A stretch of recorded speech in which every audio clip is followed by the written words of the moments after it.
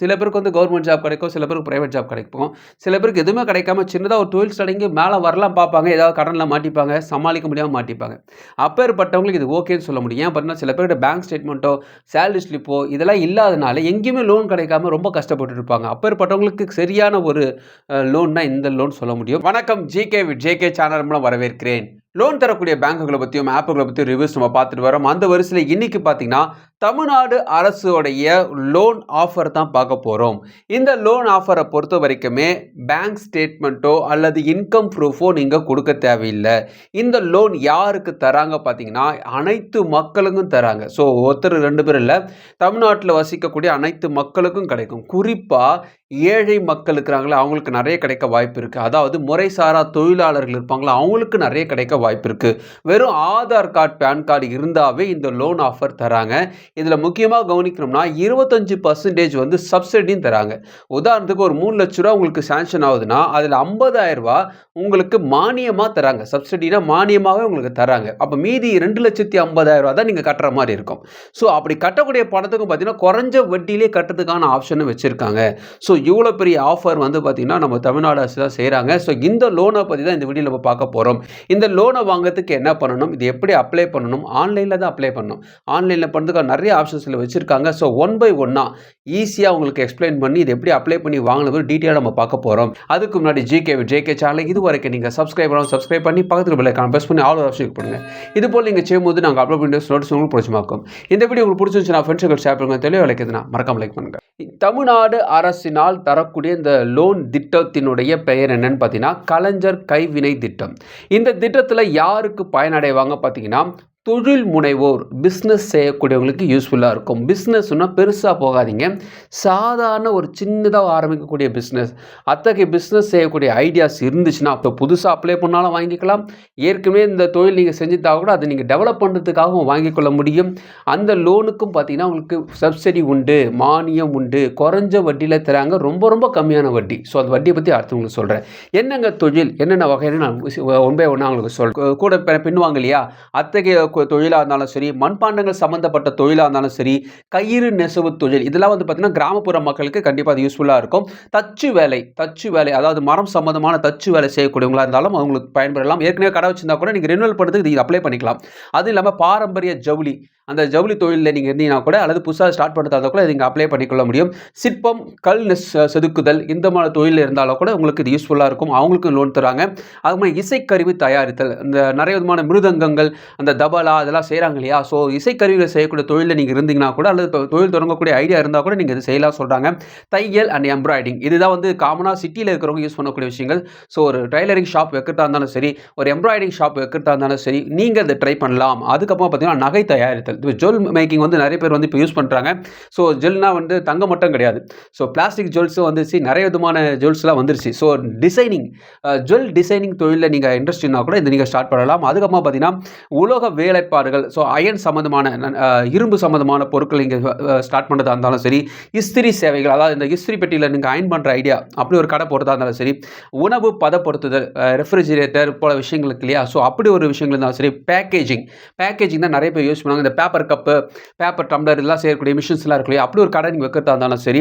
அதுக்கப்புறமா மூலிகை பொருட்கள், ஸோ இந்த மூலிகை கடைலாம் இருக்கு இல்லையா, ஸோ அது போல் சின்னதாக ஒரு மூலிகை கடை வைக்கிறதா இருந்தாலும் சரி, வீட்டு அலங்கார பொருட்கள், அதுக்கப்புறமா பார்த்தீங்கன்னா இன்னும் நிறைய இருக்குது. நான் வந்து சொன்ன விஷயங்கள் ரொம்ப கம்மியான விஷயங்களா சொல்லியிருக்கேன். கலைஞர் கைவினை திட்டம் போட்டிங்கன்னா வரும். இந்த லிங்க் வந்து டிஸ்கிரிப்ஷன் பாக்ஸில் கொடுத்துக்கிறேன். அதில் நீங்கள் போய் லாகின் பண்ணுங்கள். லாகின் பண்ணல, இன்கேஸ் உங்கள் ஏற்கனவே லாகின் பண்ணியிருந்தாங்களும் உள்ளே போகலாம், இல்லைன்னா ரிஜிஸ்டர் ஆப்ஷன் வரும். ஸோ அந்த ரிஜிஸ்டர் ஆப்ஷனில் நீங்கள் கொடுத்துட்டிங்கன்னா உங்கள் நேம் கேட்கும், டேட் ஆஃப் பர்த் கேட்கும், ஆதார் நம்பர் கேட்கும். நான் கொஞ்சம் பொறுமையாகவே சொல்கிறேன். மொபைல் நம்பர் கேட்கும்.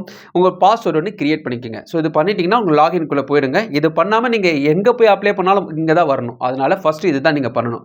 அப்ளை பண்ணி முடித்த பிறகு அதிலே இணைய வழி விண்ணப்பம் ஒரு ஆப்ஷன் இருக்கும். உங்களோட நேமு, உங்களுடைய மேலா ஃபீமேலாக கேட்குறாங்க, கணவர் இருக்கிறாரா, அல்லது சில பேர் விதவையான சகோதரிகளாக இருப்பாங்க. ஸோ அப்பேற்பட்டவங்களுக்கு கொடுக்க வேண்டியது இருக்கும். அம்மா social welfare women's empowerment department, ஏதாவது வந்து இது போல் திட்டத்தில் நீங்கள் சேர்ந்துருக்கீங்களா, சோஷியல் வெல்ஃபேரில் ஏதாவது இருந்திருக்கீங்களா, அது ஏதாவது ரிஜிஸ்ட்ரேஷன் பண்ணிக்கீங்களா கேட்குறாங்க. இல்லைன்னா இல்லைன்னு கொடுங்க, இருக்குன்னு சொல்லுங்கள்.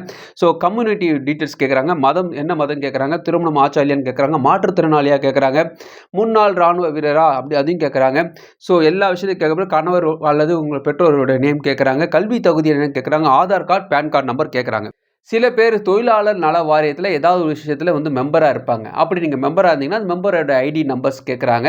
அது மூலமாக ஏதாவது லோன் வாங்கியிருக்கீங்களா? ஏற்கனவே லோன் அப்ளை பண்ணி வாங்கியிருக்கீங்களா? ஏதாவது லோன வாங்குனீங்களே முழுசா கட்டிட்டீங்களா? இந்த விஷயம்லாம் கேட்குறாங்க. ப்ரொசீட்னு ஒரு ஆப்ஷன் வரும். அதுங்க குடுத்த பிறகு திட்ட விவரங்கள் கேட்குறாங்க. அதாவது உங்க ப்ராஜெக்ட் டீட்டெயில்ஸ் கேட்குறாங்க. டைப் ஆஃப் ட்ரேட் கேட்டிருக்காங்க. அதாவது எந்த விதமான வேலைய நீங்க எடுத்திருக்கீங்க. ஃபார் எக்ஸாம்பிள் தச்சு வேலைன்னு போட்டிருக்கேன். சில பேர் டெய்லர் ஷாப் எடுப்பாங்க. சில பேர் வந்து இந்த மண்பாண்டங்கள் எடுத்திருப்பாங்க. சில பேர் வந்து இந்த பிளாஸ்டிக் கப்லாம் இப்போ ஒர்த் இல்ல. ஸோ பேப்பர் கப் ரெடி பண்றது, பார்சல் ரெடி பண்றது, இது போல ஏதாவது ஒரு இருக்கும் இல்லையா? ஸோ அந்த பேர நீங்க அங்க போட்டுட்ட பிறகு, இந்த வர்த்தகம் செய்யறதுக்கு ஏற்கனவே முன் அனுபவம் உங்களுக்கு இருக்கான்னு கேட்பாங்க. ஏற்கனவே ஒரு கடை வச்சிருக்கேன். ரெனியூவல் பண்ண போறதா இருந்தா அனுபவம் இருக்குன்னு போடுங்க. இல்லன்னா இல்லன்னு போடுங்க. ஏற்கனவே இந்த தொழில் நீங்க வச்சிருக்கீங்களே, இத விரிவு பண்ணி தான் வாங்குறீங்களான்னு டைரக்ட்டா கேட்கறாங்க. ஆமான்னா ஆமான்னு போட்டுருங்க. உங்களுக்கு லோன் கிடைக்க இதில அதிகமான வாய்ப்பு இருக்கு. ஸோ திட்டம் மற்றும் கடன் விவரங்கள் ஒரு ஆப்ஷன் வருது. அதில பார்த்தீங்கன்னா, ஒட்டுமொத்தமா உங்களுடைய எக்ஸ்பெண்டிச்சர் எவ்வளவு? அதாவது ஏற்கனவே ஒரு கடை வச்சிருக்கேன். ஒரு விஷயம் செஞ்சிருக்கீங்களா? எக்ஸ்பெண்டிச்சர் எவ்வளோ இருக்குன்னு கேட்கறாங்க. அசெட் கேட்கறாங்க. ஸோ நான் ஒரு ஃபார் எக்ஸாம்பிளுக்காக ரூ. 20,00,000 இருக்கு போட்டுறலாம். அதுக்கு பார்த்தீங்கன்னா, அதில வந்து உத்தேசிக்கப்பட்ட தொழில் தொடங்கும் இடம். எந்த இடத்துல நீங்க இந்த தொழில் ஸ்டார்ட் பண்ண போறீங்க? அல்லது ஏற்கனவே எங்க அந்த கடை இருக்கு? அந்த டீட்டெயில்ஸ இங்க கேட்கறாங்க. குடுத்த பிறகு கடன் தேவை. எவ்வளவு உங்களுக்கு பணம் தேவைப்படுதுன்னு கேட்கறாங்க. ரூ. 3,00,000 நான் போட்டிருக்கேன். அதில வந்து ஃபர்ஸ்ட் இன்ஸ்டால்மென்ட், செகண்ட் இன்ஸ்டால்மென்ட்னு 2 விஷயம் இருக்கு. ஸோ ரூ. 3,00,000 அப்படியே குடுக்க மாட்டாங்க.